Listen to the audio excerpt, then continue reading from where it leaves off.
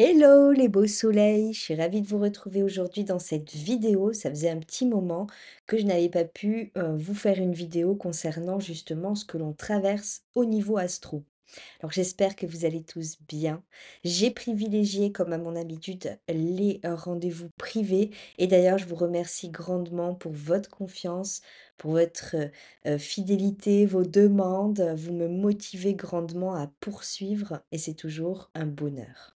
Alors aujourd'hui, je viens vers vous pour faire cette vidéo qui va concerner particulièrement la pleine lune, une pleine lune des fraises que l'on a traversée il y a 2 jours. Elle s'est produite le 11 juin 2025, tôt le matin. Mais avant d'entrer vraiment dans l'interprétation de cette pleine lune, je voudrais vous parler un peu des éléments astrologiques que l'on a traversés depuis le début du mois. C'est un mois de juin au niveau astrologique qui est très important parce qu'il marque un élément majeur dont je vais vous parler, mais surtout aussi parce qu'il est très dynamique. Il peut mettre en évidence des changements particuliers porteurs de transformation et on peut passer à des grandes étapes. Donc là, c'est aussi un mois qui peut nous apporter des solutions, qui peut nous faire passer un cap, nous faire vivre un déclic. En tout cas, c'est très important. Dès le premier du mois, Vénus était conjointe à l'astéroïde Chiron dans le signe du Bélier et également en bel aspect avec la Lune qui était, elle, dans le signe du Lion. C'est une très belle configuration ici pour guérir des blessures du passé, pour guérir aussi de blessures au niveau relationnel. Les émotions peuvent jaillir fortement, mais finalement pour être complètement transcendées. On fait pas preuve de plus de sincérité et il est conseillé d'être plus courageux par rapport à tout ce que l'on a à traverser. Le 5 juin, Jupiter était en bel aspect à Vénus. Vénus est entrée le lendemain, le 6, dans le signe du Taureau.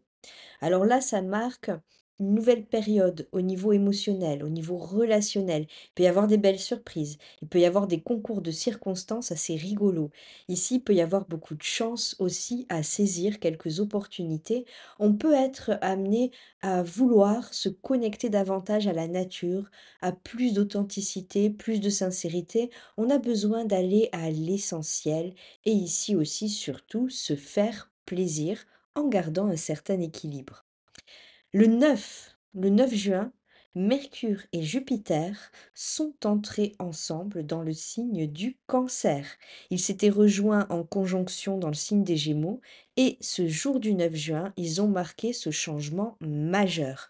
Et oui, on parle ici quand même de Jupiter, notre grand bénéfique, mais aussi celui qui est vraiment conséquent. C'est un colosse et donc quand il arrive, on le sent, on ressent fortement que cette énergie, elle change. En plus, il était accompagné de son acolyte Mercure, donc ça peut nous aider au niveau communication, au niveau déplacement. On peut avoir envie de bouger, de sortir, de changer un peu notre quotidien ici. En tout cas, c'est plus d'expansion dans notre vie. C'est la possibilité de pouvoir accueillir vraiment des cadeaux, de pouvoir saisir l'instant présent et même si ça peut passer par une forme de tourbillon intérieur, parce que Mercure peut aussi faire cogiter, on peut immédiatement ici se reconnecter à notre cœur d'enfant et mettre en place des projets d'ampleur, des projets qui vont avec du grandiose, qui vont avec le fait de réaliser des rêves en fait. Alors ce qui est à noter, c'est que le 9 juin, Mercure, il s'est heurté immédiatement à Saturne, hein, de façon un peu, dissonante et le lendemain, le 10, c'est, avec Neptune. Donc là, ça peut apporter quand même un peu de confusion, un peu de brouillard intérieur. On peut avoir du mal à se positionner, à savoir vraiment ce qu'on veut. Il convient d'attendre un peu puisque Mercure va avancer assez rapidement mais tout de même, c'était dans cette ambiance un peu particulière que l'on a accueilli ensemble cette pleine lune des fraises, une pleine lune donc qui s'est produite il y a 2 jours, le 11 juin et qui s'est produite, dans l'axe Gémeaux-Sagittaire, le soleil étant alors dans le signe des Gémeaux et la lune dans le signe du Sagittaire. Cette pleine lune, elle présente des bons aspects, un aspect assez bénéfique de trigone à Mars, alors en Lion et également avec Chiron et qui peut nous donner comme énergie plus de motivation, une envie d'accompagner l'expansion de Jupiter et surtout de prendre des décisions de façon assez audacieuse, hein.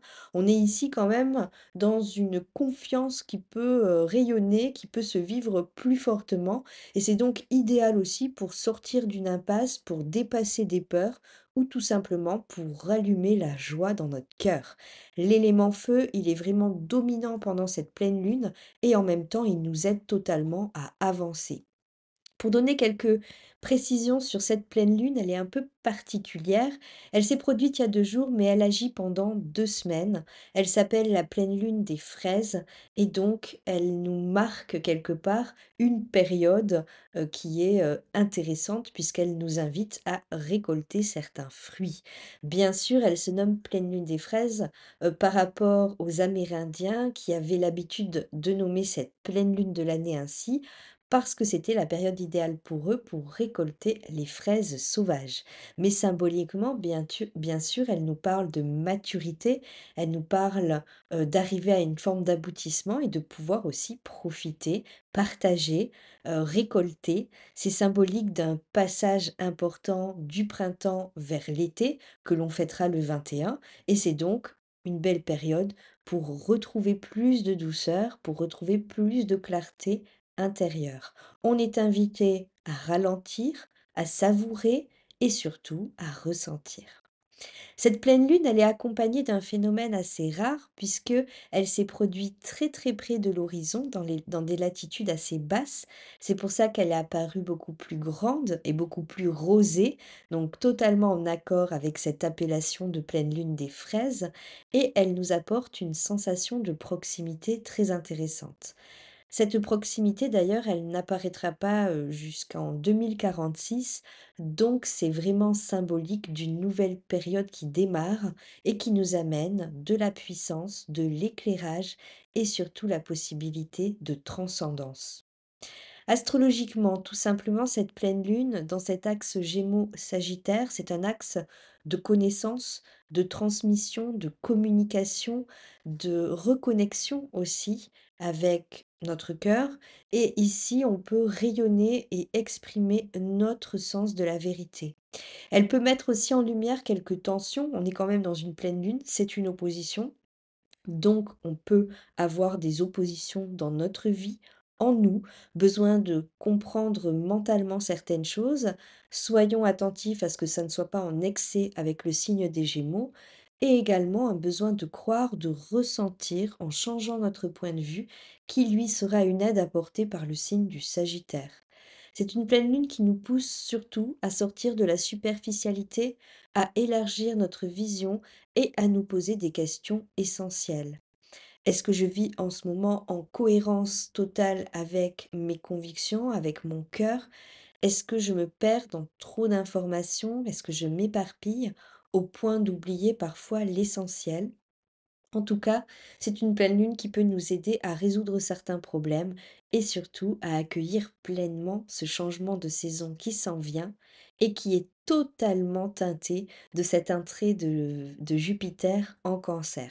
D'ailleurs, je vais vous faire une vidéo spécifique pour cette entrée de Jupiter en Cancer parce qu'il y a beaucoup, beaucoup de choses à dire par rapport à ça. Revenons à cette pleine lune qui se produit donc, du 11 jusqu'à la fin du mois, plus ou moins. Je reviendrai donc pour la nouvelle lune, hein, et surtout, je vais vous apporter quelques éléments, d'information, par rapport à ce qu'elle peut créer pour les différents éléments astrologiques, justement. Commençons par les signes de feu, Bélier, Lion et Sagittaire. Cette pleine lune, elle peut réveiller en vous un grand désir d'aventure, de mouvement, de remise en question. Vous avez peut-être ressenti une forme de ras-le-bol ces derniers temps de votre routine, un besoin d'exprimer ce qui vous brûle de l'intérieur. En tout cas, il est temps de laisser sortir pleinement votre vérité, de vraiment vous écouter et d'accompagner totalement cette énergie nouvelle. Pour les signes de terre, les taureaux, les vierges et les capricornes, cette pleine lune, elle peut un peu vous bousculer. Vous allez préférer le concret, mais ici, l'univers vous demande d'être complètement dans l'abondant, de faire confiance, et même si ça vous paraît un peu farfelu. Acceptez ici, bien sûr, de ne pas tout maîtriser, de tout contrôler. C'est dans l'inconfort et l'inconnu que les choses vont bouger positivement. Pour les signes d'air, les Gémeaux, Balance et Verseau, votre mental est véritablement surstimulé en ce moment. Cette pleine lune, elle rajoute de l'énergie parce qu'elle est très feu avec beaucoup d'air. Donc vous avez peut-être du mal à retrouver une clarté intérieure. Prenez le temps de bien trier vos idées. Demandez-vous ce qui vous nourrit réellement en ce moment pour ne pas vous éparpiller. Et ici, n'écoutez pas trop votre mental, connectez-vous directement à votre cœur. Et enfin, pour les signes d'eau, les cancers, les scorpions, les poissons, c'est une pleine lune très émotionnelle pour vous. Elle peut faire remonter des souvenirs, des rêves, des intuitions. Elle peut vous apporter des vraies révélations. Donc écoutez les signes, votre monde intérieur, car il vous parle et il est prêt à libérer des éléments en vous et vous permettre d'accueillir pleinement l'instant présent. Voilà pour les éléments que j'avais à vous apporter par rapport à cette super pleine lune, dans l'axe Gémeaux-Sagittaire. Pour la suite de ce mois de juin, nous nous retrouverons plusieurs reprises, mais je préfère vous faire un petit topo. Dès le 15, il y a un carré, une dissonance entre Jupiter et Saturne. C'est après-demain, donc c'est un aspect assez rare, sérieux, qui peut amener des perturbations au niveau social, au niveau également, géologique. On peut, intérieurement et personnellement faire un bilan lucide, avoir beaucoup plus de clarté intérieure, mais ça peut être un peu inconfortable. On va voir vraiment ce qui bloque et ce qui nous freine, qui nous fait vivre des frustrations également. Il peut y avoir des tensions entre ce que l'on veut mettre en place et sur les réalités concrètes qui sont ici palpables. Mais surtout, ça nous demande simplement un peu de repli et de revoir nos priorités. Le 17 juin, Mars entrera dans le signe de la Vierge. On va quitter collectivement une énergie très impulsive pour une énergie beaucoup plus disciplinée, beaucoup plus sérieuse, beaucoup plus axée sur ce que l'on vient travailler et sur notre hygiène de vie. On peut ici être un peu plus perfectionniste, donc attention que ça ne devienne pas excessif. Le 19, il y a un carré exact entre Jupiter et Neptune. Attention aux désillusions qui peuvent venir vraiment nous heurter, créer un inconfort particulier. C'est un moment clé en tout cas pour redéfinir nos aspirations profondes et bien revoir ce que l'on veut vraiment vivre. Le 21, on accueille le solstice d'été, le soleil entre dans le signe du cancer. C'est enfin un moment où le foyer, la famille et la sensibilité seront exacerbés. C'est un moment intérieur qui est très intéressant puisqu'il va nous permettre de dépasser certaines tensions qui ont pu s'accumuler jusque-là.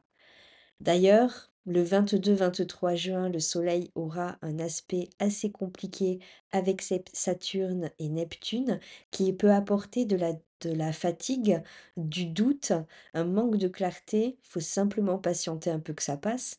Et le 24, il y aura une belle conjonction entre le Soleil et Jupiter qui apporte enfin beaucoup de lumière, de l'expansion, un pic de conscience particulier qui peut être vécu.